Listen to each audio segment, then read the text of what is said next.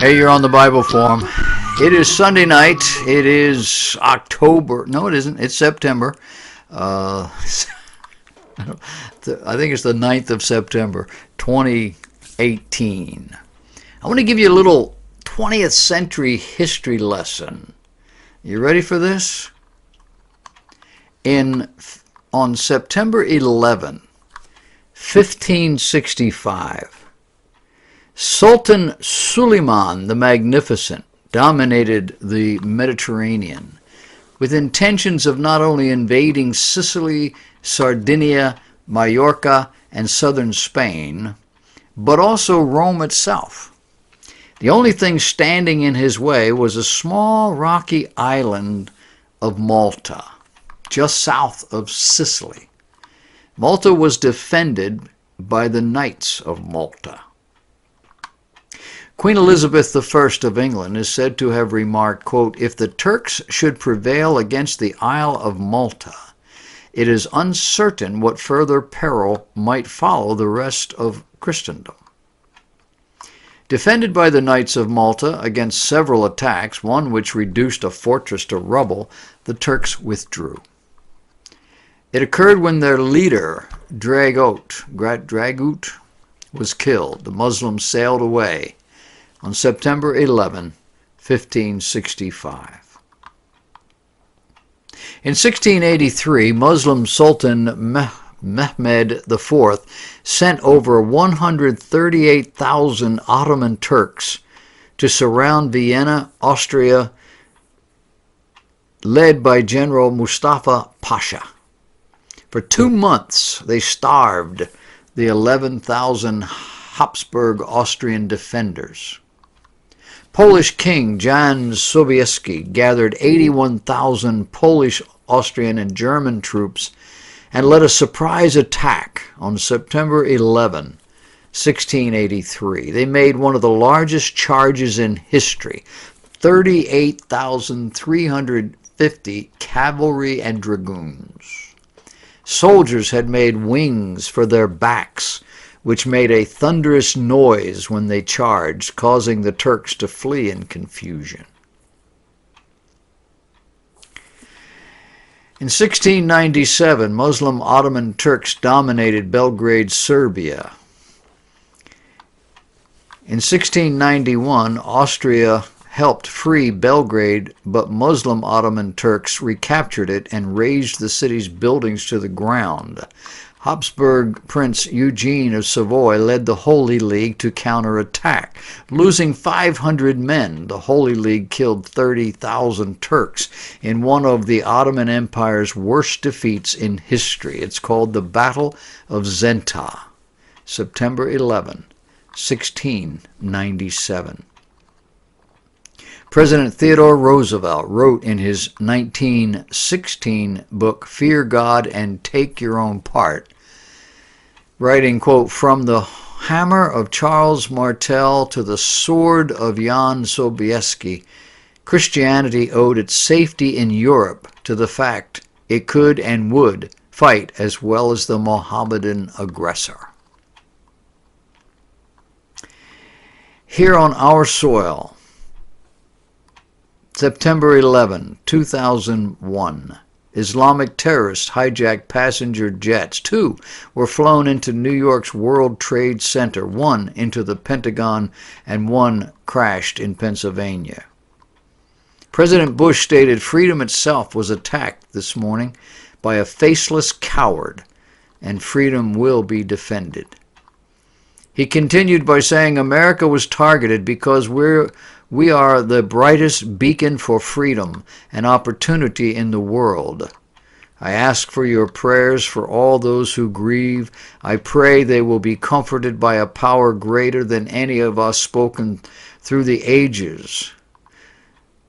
In Psalm 23, even though I walk through the valley of the shadow of death, I will fear no evil, for thou art with me. On September 11, 2012, the United Nations Universal Declaration of Human Rights, written with the help of Eleanor Roosevelt, was adopted by the UN General Assembly in December of 1948, without referencing the Creator as a source of rights, like the U.S. Declaration of Independence. The UN Universal Declaration of Human Rights includes articles such as Article 18, which reads, "Everyone has the right to freedom of thought, conscience, and religion. This right includes freedom to change his religion or belief."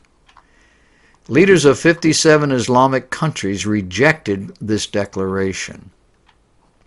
In response, they formed the OIC, the Organization of Islamic Cooperation. In 1990, the OIC had passed the Cairo Declaration on Human Rights, affirming Sharia law as supreme. They declared the death penalty for those leaving Islam. They declared punishing women who are victims of rape. It declared allowing men to be polygamous, permitting wife beating, censoring speech insulting to Islam. On December 12, 2011, Secretary of State Hillary Clinton began a 3-day closed-door meeting with the OIC. In this meeting, she promised the U.S. would support what they called the Istanbul process to universally criminalize speech insulting Islam, effectively enforcing dhimmi status on all non-Muslims worldwide. By definition, the Christian gospel insults Islam. If someone in a Sharia-controlled country proclaims Jesus Christ more than a prophet, but also the Son of God who died on the cross to pay for the sins of the world, it would mean the death penalty. In fact, all speech contrary to Islam insults Islam. At the end of the meeting, OIC Secretary General, a fellow I can't pronounce, stated, "The Istanbul process initiated with Secretary of State Hillary Clinton must be carried forward." Clinton added, "We now need to move to implementation." So what about September 11, 2012? Well, this was the day Islamists attacked the American ambassador in Libya. In the months prior to that event, Hillary Clinton's State Department ignored repeated requests for security by Ambassador Chris Stevens in Libya. The president then refused to allow military forces to come to their aid. The night of the attack, Secretary Clinton's State Department blamed a video and shortly after sent memos to YouTube and Google recommending they censor speech insulting Islam, consistent with promises made at the OIC Istanbul process meeting. Both U.S. Ambassador to the UN Susan Rice as well as President Obama added to this when he told the UN General Assembly on September 25, 2012, quote, "The future must not belong to those who slander the Prophet of Islam," end of quote. Subsequent records show the U.S. supported the Muslim Brotherhood's ousting of Egypt's President Mubarak. Then U.S. weapons were used to oust Libya's President Gaddafi. Judicial Watch, through the Freedom of Information Act, revealed emails of weapons being moved from Benghazi in a fast and furious gun-running style program to arm Muslim fighters in ousting Syria's President Assad. This is part of a larger plan to remove current leaders in order to reestablish an Islamic caliphate. Oh, and when Russia came to Syrian President Assad's defense, the Muslims armed and trained by the U.S. attacked into Syria and Iraq, calling themselves ISIS, and proceeded to torture, rape, behead, and displace hundreds of thousands of Syrians, not to mention the rape of Iraq and any number of lesser destructions. And standing against all of this, as a people group, are the Kurds.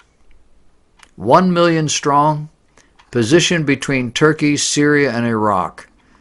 These people have stood against all comers for decades. A world history lesson. September and Islam.